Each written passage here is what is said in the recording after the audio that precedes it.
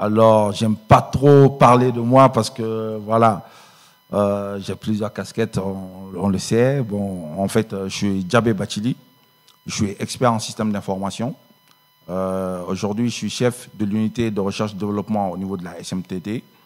Et aussi, j'ai plusieurs casquettes dans ce domaine numérique. Donc, je me qualifierais plutôt de passionné parce que je suis, tantôt il l'a dit, je suis dans le monde numérique, tout ce qui est communication digitale, tout ce qui est développement, tout ce qui est expertise en cybersécurité.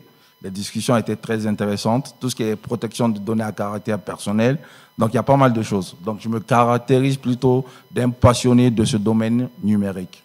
Voilà, en gros. Et aujourd'hui, je vais vous présenter l'intelligence artificielle et la robotique. On va essayer d'en parler. On va essayer de voyager ensemble. On va essayer d'échanger et de voir les opportunités que ces technologies peuvent nous offrir. Voilà. Bon. J'espère que la présentation est au niveau de la régie. Elle est bonne? On est prêt? Top, c'est parti pour la présentation. Et je parlerai de la BD après. D'accord. Je poserai la question de toutes les façons. Ok. On va commencer par une présentation. On va essayer de parler en fait de la science-fiction. Et aujourd'hui, au niveau de la réalité, qu'est-ce qu'on a comme intelligence artificielle? Qu'est-ce qu'on a comme robotique? Est-ce que tout ce qu'on a imaginé en réel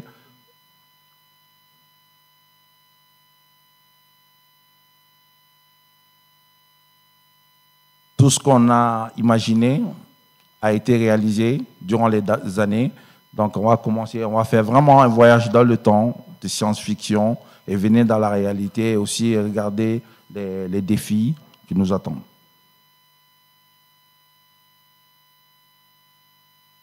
Là, c'est un peu le plan de notre présentation.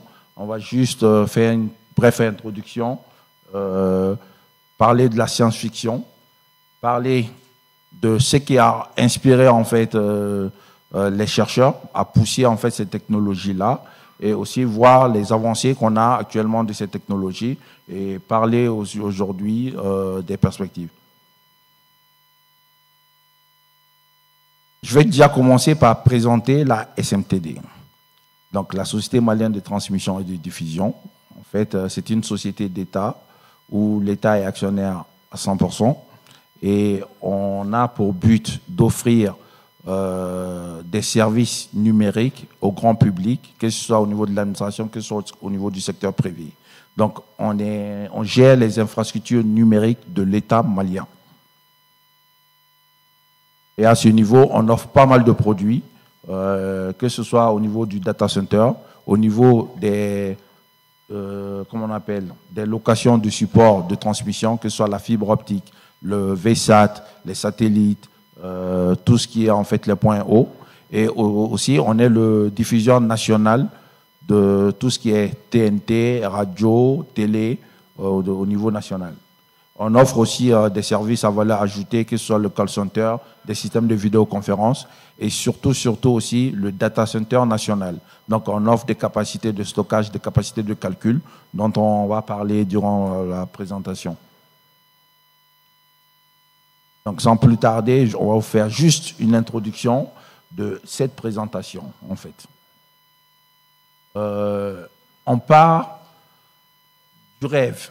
En fait, l'être humain a tout le temps rêvé des dernières technologies, de tout ce qui est, en fait, intelligence artificielle, de tout ce qui est robotique. Et on a imaginé des choses dans le temps depuis les années 50. Et au fur et à mesure qu'on avançait, ça a commencé à se concrétiser un peu.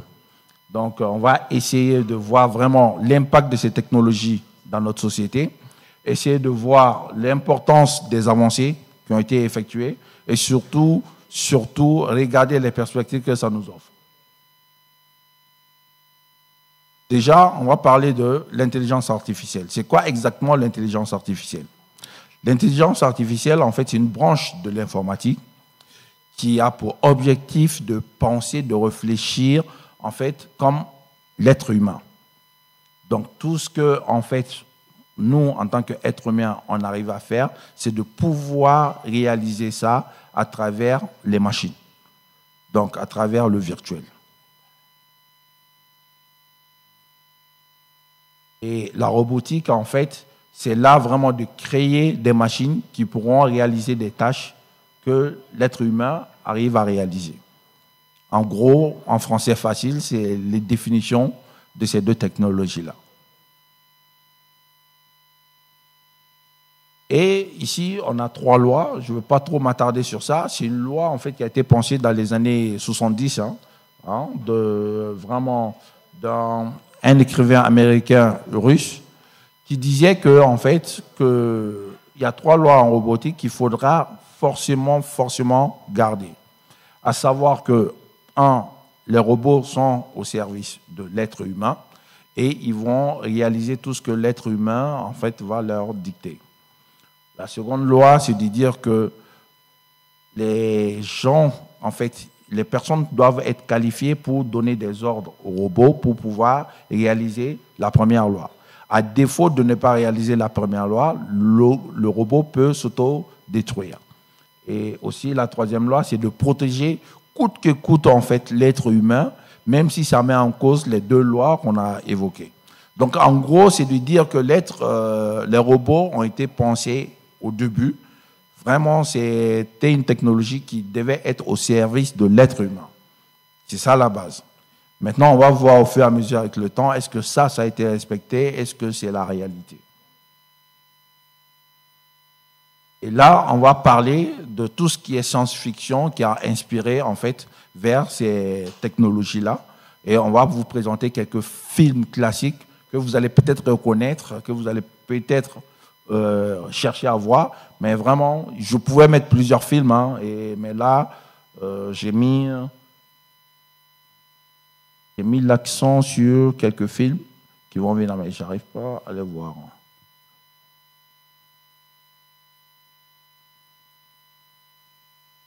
Au niveau de la régie,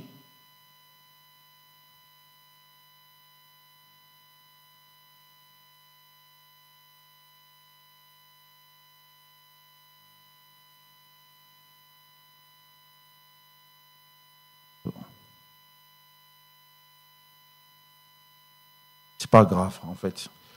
Les affiches devaient venir. Donc à ce niveau, en fait, j'ai pris des films classiques. Il y avait Star Wars. On a tous vu la saga Star Wars. Et on connaît tous cette saga qui vraiment met un monde vraiment exceptionnel en place en disant que l'homme va voyager. Voilà, ça arrive. Voilà, que l'homme voyage vraiment de planète en planète en compagnie des robots dans des vaisseaux et qu'il y a une guerre vraiment interplanétaire.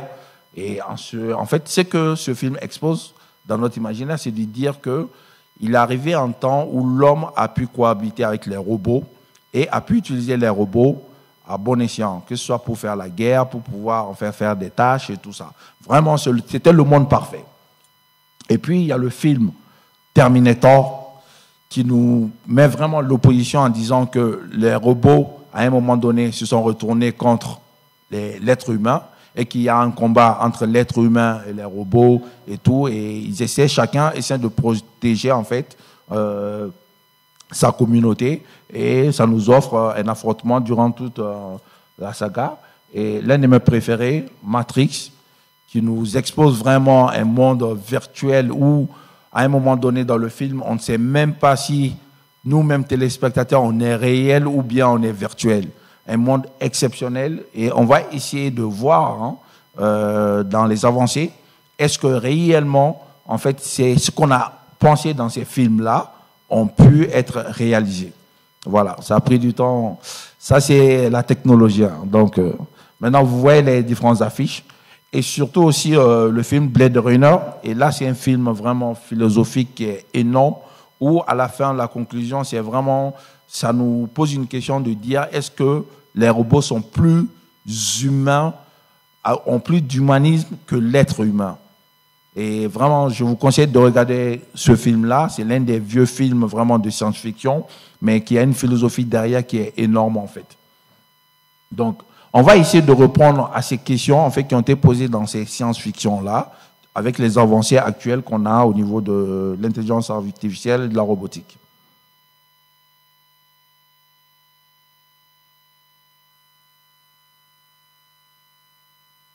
La régie. Voilà. Les avancées en termes d'intelligence artificielle. L'intelligence artificielle, je ne vais pas trop rentrer dans les techniques poussées parce que ce n'est pas ça le but, mais il faudrait comprendre que l'intelligence artificielle, en réalité, c'est 4 blocs qui caractérisent l'intelligence artificielle. C'est de comprendre déjà tout ce qui est le langage parlé, que les machines puissent comprendre en fait le langage parlé, puissent le transcrire, que les machines puissent voir ce que nous, êtres humains, on arrive à voir, et aussi qu'ils arrivent à exécuter des tâches qu'on arrive à faire. Et la finalité, c'est quoi? Qu'ils puissent prendre des décisions, qu'on puisse prendre en tant qu'être humain, qu'on puisse analyser face à des situations et décider. Donc, c'est ces 4 grands briques, en fait, qui composent l'intelligence artificielle. On parle de Natural Language Processing, on parle de Natural Language Understanding, on parle de tout ce qui est vision, on parle de tout ce qui est connaissance. Et à côté de ces 4 grands blocs, on a tout ce qui est évolution en termes de technologie. On parle de réseaux de neurones, on parle de machine learning, on parle de deep learning. Donc, toutes ces technologies-là ont apporté, en fait, on puisse faire avancer l'intelligence artificielle au fur et à mesure des temps.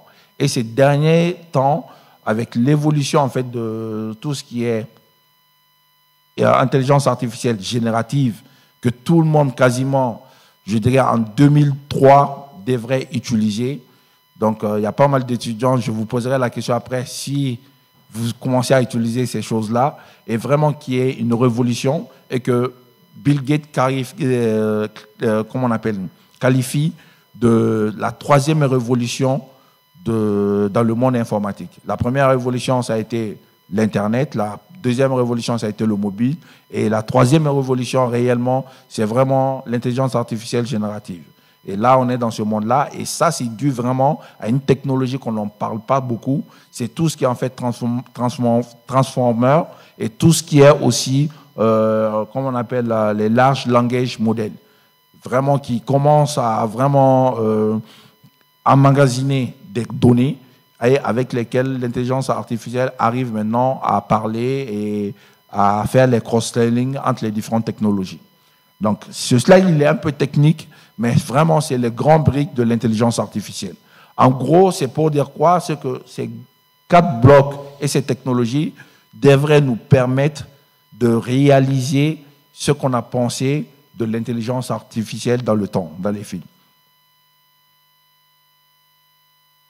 Et là, l'évolution de ces IA génératives a créé des technologies comme tout le monde entend parler maintenant, de ChatGPT, de Midjourney, de DALL-E, de Copilot. Donc, c'est pas mal de solutions que les gens utilisent aujourd'hui, vraiment dans l'intelligence artificielle et dans toutes les technologies, dans tous les domaines, en fait. Et on parle aussi des assistants virtuels qui se trouvent dans nos téléphones, tout ce qui est Siri, tout ce qui est Google Assistant et tout ça. Et après aussi, tout ce qui est transcription automatique. Donc, c'est des technologies maintenant qui sont vraiment, qui font partie de nos quotidiens. Et les avancées dans la robotique, en fait, c'est tout ce qui est robots industriels, tout ce qui est robots domestiques, robots médicaux, et tout ce qui est aussi robots dans l'exploration, que ce soit dans l'exploration maritime ou dans l'exploration spatiale. On utilise maintenant les robots dans ces domaines-là. Donc aujourd'hui, on arrive à utiliser les robots dans tout ce qui est tâches en fait fastidieuses ou tout ce qui est tâches qui peuvent en fait être dangereux pour l'être humain. Et là maintenant, c'est essayer de répondre aux questions qu'on se pose durant ces films de science-fiction. Est-ce que aujourd'hui ces choses-là ont été réalisées? À savoir dans Star Wars, est-ce qu'on vit dans un monde en fait où l'être humain cohabite avec le robot en toute harmonie. Je dirais que non aujourd'hui, mais on est en phase. On est en phase parce que c'est un domaine maintenant qui est en train de prendre de l'ampleur et je pense que ça pourra arriver. C'est le souhait. La deuxième question, c'est de savoir est-ce qu'aujourd'hui, au niveau du film Terminator, les machines peuvent prendre le dessus sur l'homme? À ma connaissance, non. Jusqu'à aujourd'hui, je dirais non. Les robots vont toujours être en fait des bras d'appui pour l'homme en fait. C'est toujours en fait, ils vont être au service de l'homme. Et la troisième partie, c'est de dire le monde qu'on a imaginé dans Matrix, est-ce que ce monde-là existe aujourd'hui? Je dirais en partie avec tout ce qui est métaverse. Donc avec tout ce qui est en fait réalité virtuelle. Je vous conseillerais d'aller voir le stand de réalité virtuelle qui est dans les MDA. Vous allez voir qu'il y a pas mal de choses qu'on peut faire dans ce monde parallèle. Et aussi maintenant la partie éthique dans Blade Runner, c'est de savoir est-ce que les robots sont plus humains, ont plus d'humanisme que l'être humain même, en fait, aujourd'hui. Et ça, c'est une question vraiment qu'on pose et qu'on essaie de répondre. Hein, et chacun a sa réponse. Mais moi, personnellement, je dirais, à l'étape où nous sommes, les robots, si on caractérise, en fait, l'humanisme en disant c'est le bien, de ne pas faire mal à son prochain, de aider son prochain. Vraiment, si on caractérise l'humanisme de ça, je dirais aujourd'hui les robots sont plus humains que l'homme. Voilà.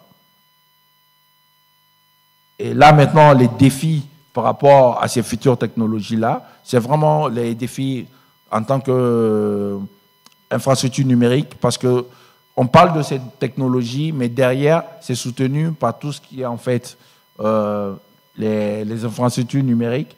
On parle de data center, il faut stocker des données. C'est énormément de données qui sont utilisées pour réaliser ces techniques. On parle de haut débit de transmission. On parle de débit de calcul pour pouvoir calculer, interpréter tout ça. Et parallèlement aussi, il y a le défi de l'éthique où aujourd'hui, avec ces technologies, on sait que l'intelligence artificielle, derrière, c'est des algorithmes. On peut altérer ces algorithmes-là, à savoir leur donner des fausses informations et leur faire croire que exactement c'est la vérité. Et si on se fie à ça, c'est vraiment un danger. Et par rapport à ces dangers aussi, ils ont parlé de la protection de la vie privée. Avec l'évolution de ces technologies, vraiment, il faut faire très attention. Et tout ce qui est l'autonomisation aussi des machines, parce qu'aujourd'hui, en fait, la technologie fait que l'intelligence artificielle peut développer une certaine autonomie et aussi se faire ses propres idées, ses propres analyses et prendre ses propres décisions. Et derrière, la partie de l'impact sécuritaire, tout ce qui est cybersécurité, peuvent intervenir parce que si on arrive à hacker ces systèmes-là, à altérer ces systèmes-là, à altérer les données, ça peut nous mettre sur des mauvaises filles et ça peut être un danger pour l'humain. Et la partie aussi emploi sociétal, on pouvait parler de toutes les couches à ce niveau. Et là, je me suis mis focus sur tout ce qui est emploi. Et on dit avec ces technologies-là, les emplois qui vont être créés dans les 15 années à venir ne sont pas encore créés. Donc, tout ce qu'on connaît comme emploi à l'heure actuelle vont disparaître. Donc, il faudra qu'on se transforme, qu'on apprenne ces technologies-là. La partie éducative, il faudra que l'éducation puisse suivre, qu'on puisse se former dans ces technologies-là, qu'on puisse les utiliser, qu'on puisse utiliser cette opportunité pour pouvoir nous développer et surtout, saisir cette opportunité pour pouvoir protéger notre planète et tout ce qui est notre continent aussi, pour qu'on puisse amorcer en fait ce développement-là.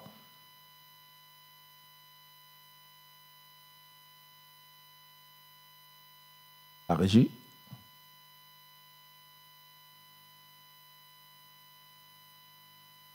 Maintenant, j'ai parlé du défi sécuritaire. Il y a le défi de la réglementation et de la gouvernance. Il faudra aussi que nos États suivent, qu'on puisse prendre des lois pour pouvoir encadrer en fait ces technologies-là. Là, les Européens viennent tout juste ce mois-ci de voter en fait une loi qu'ils appellent l'IA Act pour pouvoir vraiment organiser et garantir une certaine sécurité dans l'utilisation de l'intelligence artificielle, je pense que nous aussi, l'Afrique, on doit suivre et on doit développer, en fait, prendre des réglementations, des gouvernances pour pouvoir garantir, en fait, une certaine utilisabilité de cette technologie-là et la partie éducative aussi. Et les défis futurs, c'est de dire que dans un futur très très proche, on aura des IA généralistes qui va être peut-être un assistant ou un assistant virtuel ou physique qui pourra répondre à n'importe quelle expertise qui sera en face de lui en fait. C'est de savoir qu'on aura une IA généraliste qui pourra être médecin, qui pourra être ingénieur en génie civil, qui pourra être professeur, vraiment c'est-à-dire en une seule technologie, en une seule personne, en une seule, comment on appelle, technologie, on va retrouver cette multitude d'expertise en fait. Et aussi garantir qu'il y aura toujours cette collaboration. Ça, c'est une évidence. Dans un futur proche, il y aura une collaboration entre hommes et machines. On va se baser sur les robots pour pouvoir en fait faire tout ce qui est tâches fastidieuses, tout ce qui est tâches qui va être difficile, tout ce qui est tâches qui va être, comment on appelle, répétitive, c'est les machines qui pourront le faire. Et l'être humain maintenant va se concentrer réellement à réfléchir, à concevoir et à prendre des services en fait. Et l'enjeu environnementaux, ça c'est les défis classiques vraiment de ces technologies-là, parce qu'il faut comprendre derrière ces évolutions, derrière ces technologies, il y a vraiment ce défi au niveau de la protection de l'environnement qui fait que en fait on met notre environnement en danger en utilisant en fait ces technologies-là. Maintenant, je te repasse la balle. J'espère que je n'ai pas été long par rapport à l'exposé. C'était vraiment essayer d'être bref et essayer de vous exposer en fait ces deux technologies. Voilà. D'accord. Oh, ça s'applaudit. Ça n'a pas du tout été long. J'ai vu, en tout cas selon les regards, que c'était suffisamment passionnant pour beaucoup d'entre nous. Alors, on va leur permettre de poser leurs questions. Y a-t-il des questions dans la salle? Donc, Djabé a fait un excellent travail, tout le monde a tout compris. Moi, j'ai une question. Oh, j'ai vu une main quelque part. C'est bon? Le micro est en route. Bonsoir. Merci Bonsoir. pour la présentation. Moi, j'aimerais juste que vous nous édifiez sur comment un pays comme le Mali, qui vit tout ce qu'il vit actuellement, peut se préparer pour que sa population puisse tirer le maximum de profit de l'AI.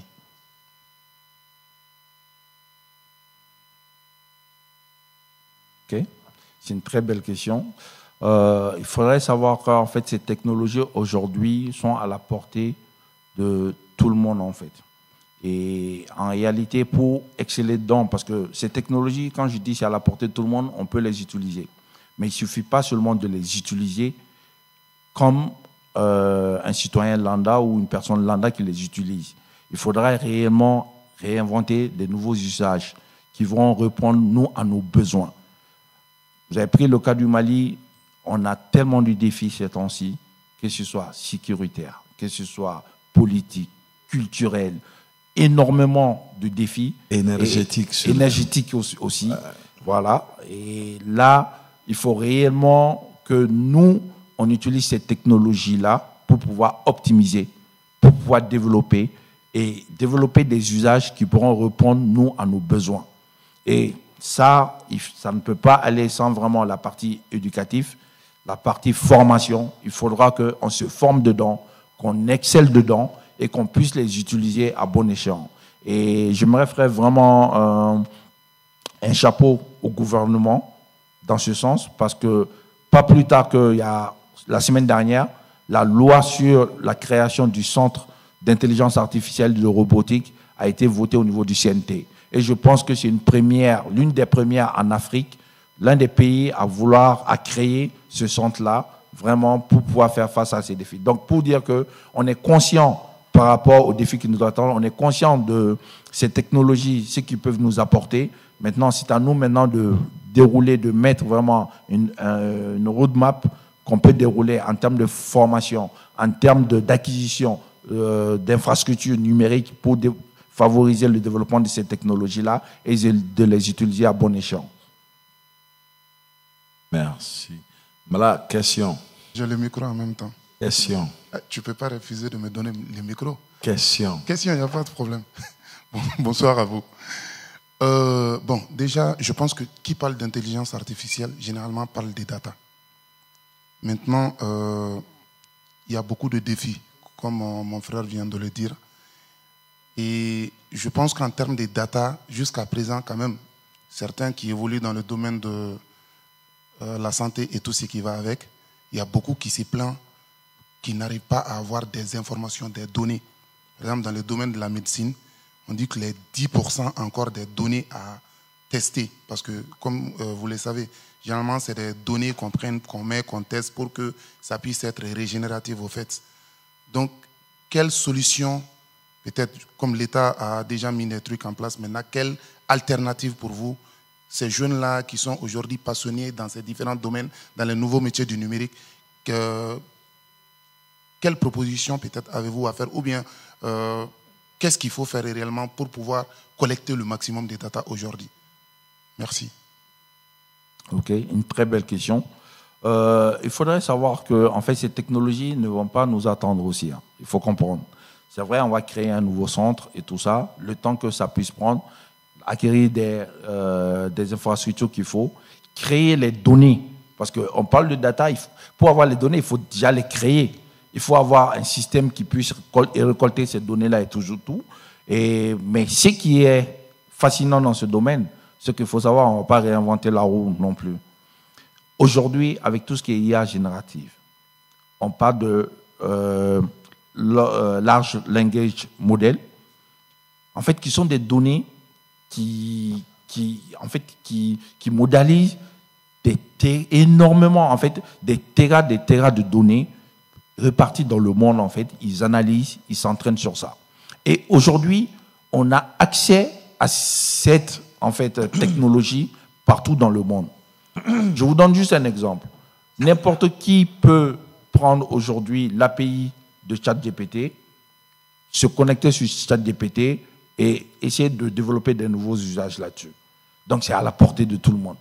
On ne va pas demander aux gens de prendre le ciel, quoi, c'est-à-dire d'inventer le ciel. Mais déjà, avec ce qu'on a, on peut énormément innover.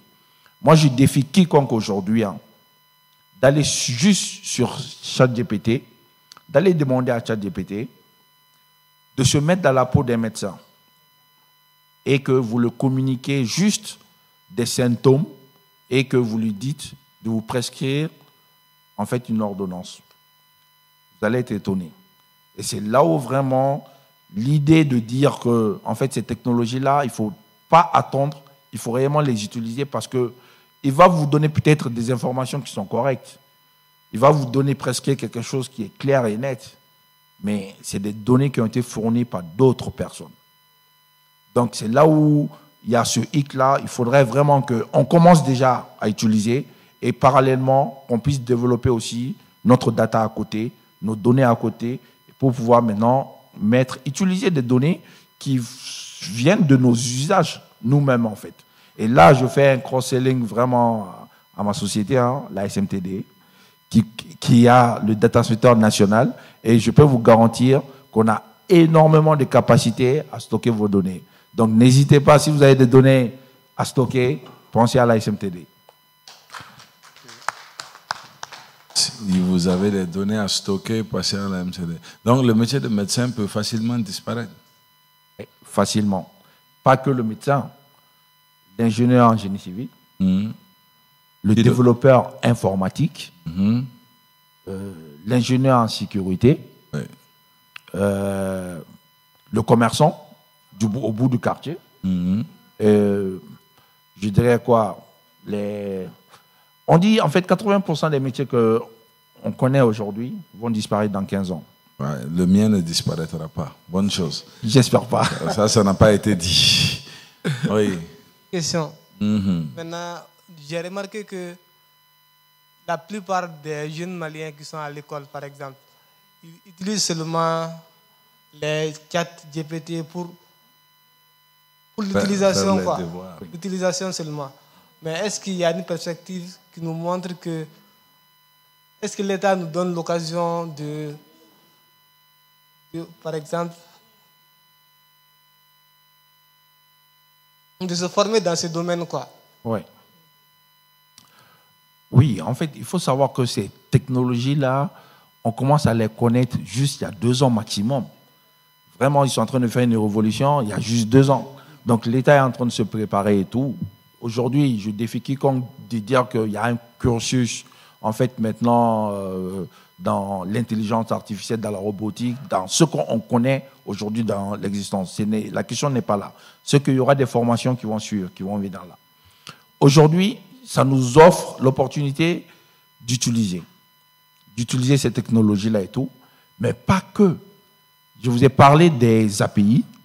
En fait, aujourd'hui, n'importe qui peut acheter, par exemple, l'API de ChatGPT, essayer de développer ses propres modèles et d'utiliser, en fait, ChatGPT, les modèles du ChatGPT, pour pouvoir, en fait, traduire, faire ces modèles-là. Donc, on n'a pas forcément besoin de l'État pour faire ça. Il ne faut pas attendre, en fait.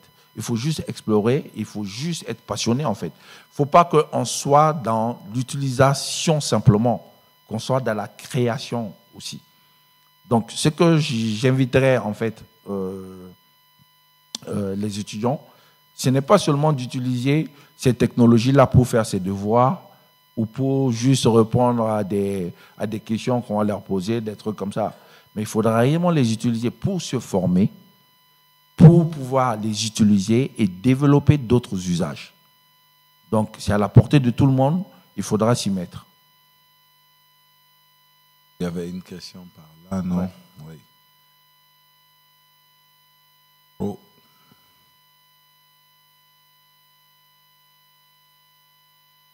Alors, bonsoir, Monsieur Bathily. Bonsoir, Monsieur le Président Cheikh Oumar Doumbia. Moi, je suis Amadou Tangara. Sur votre propos, Monsieur Bathily, l'intelligence artificielle, vous faites confiance plus à l'intelligence artificielle, à l'éthique de l'intelligence, ou bien, si vous voulez, l'humanisme de l'intelligence artificielle, plus que l'homme lui-même.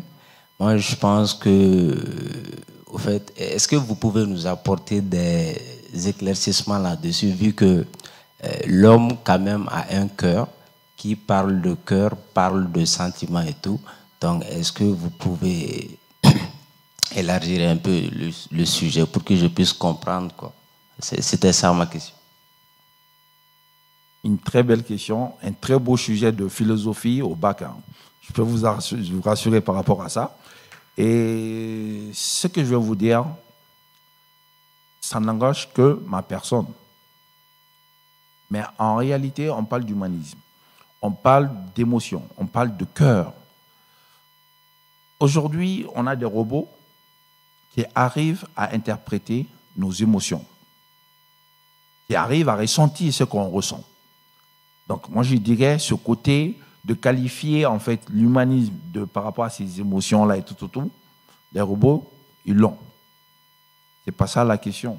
Maintenant, la question d'avoir peur, de dire que, en fait, est-ce que les robots sont plus humains? C'est là où j'ai qualifié, c'est quoi l'humanisme? C'est quoi, en fait, ce côté-là? Pour dire que le robot, il est plus humain et que l'homme, que plus que l'homme.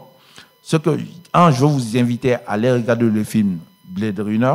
C'est vraiment un film philosophique qui est énorme. Et secondo, poussons un peu cette philosophie. Un robot, c'est une machine. Et c'est une machine que l'homme a créée. Et c'est une machine qui ne fait que ce que l'homme lui dit.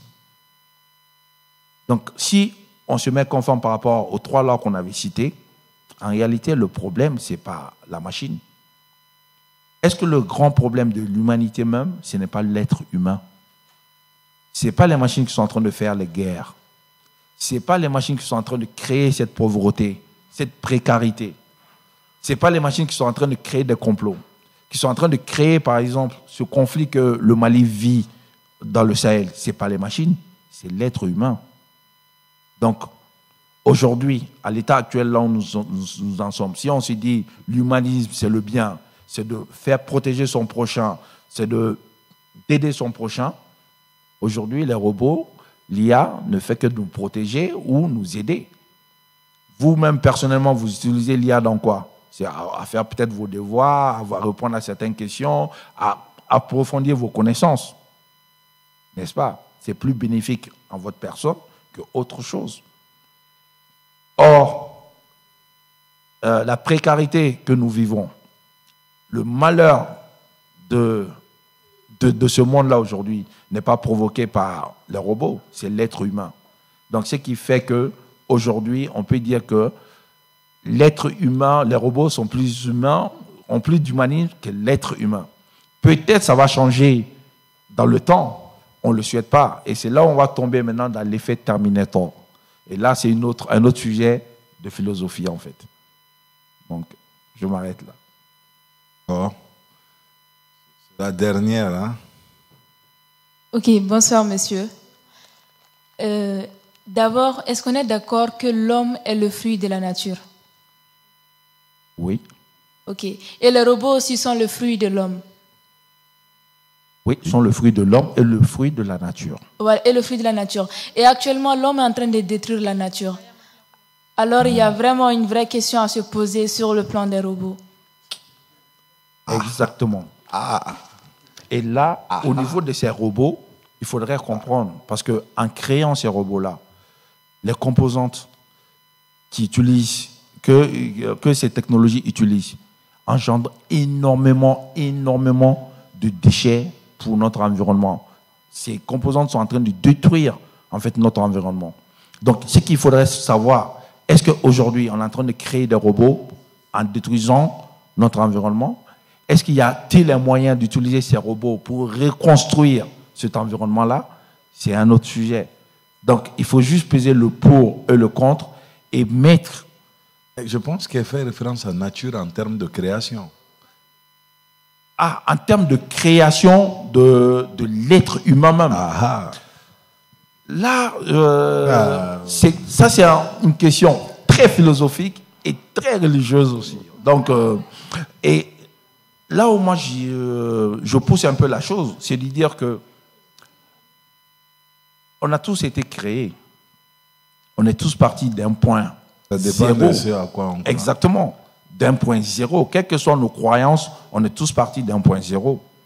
Donc, ce qu'il faudrait savoir, est-ce qu'aujourd'hui, l'être humain, on est capable de créer ce point zéro-là? Un robot, ce n'est pas un être humain. Un robot peut avoir l'humanisme. Un robot peut tout avoir.